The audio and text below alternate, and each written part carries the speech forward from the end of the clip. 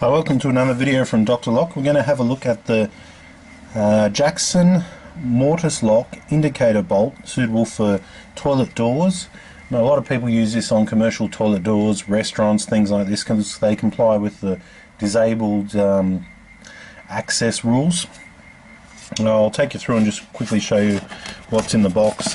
Different rules for different councils, things like that. So basically check with your council, but this particular one here complies with a lot of councils, and disabled toilets need a particular type of turn, they need a particular type of lock, things like this. So this particular lock is very common to find in restaurants and places like that for this exact reason. Now this one here is made by Jackson, who also make other type of locks. The one thing about Jackson is they're all brass locks. They're always brass.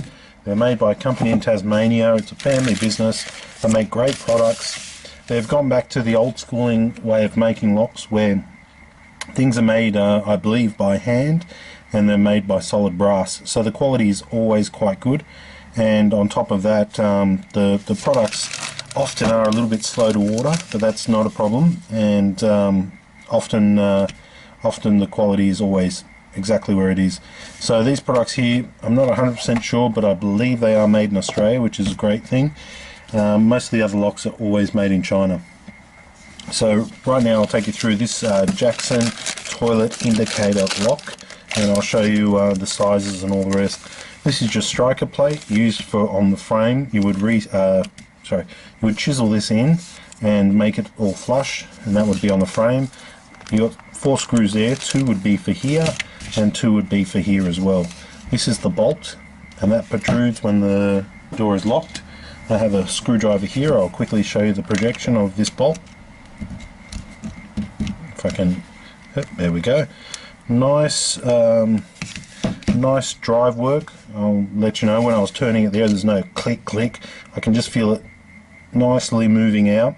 So that just goes to show you with the quality of the brass and workmanship on this particular type of lock. So there we are there. The bolt itself, measuring here, we're talking about 17mm, projection of about 12mm, and that's a solid brass bolt. You can even see a little bit of grease just on that as well. So this type of lock is, you know, when you compare it to other things that are out there that you buy in your hardware shop, this is probably in a league of its own, because it's actually still made by hand and still made by real people, not machines, not mass produced, not casted. They're real locks, the same way they were made probably 60, 80, 100 years ago. Alright, striker plate, the lock body itself. Going down on the face plate, you're looking 75mm with a width of about 18mm.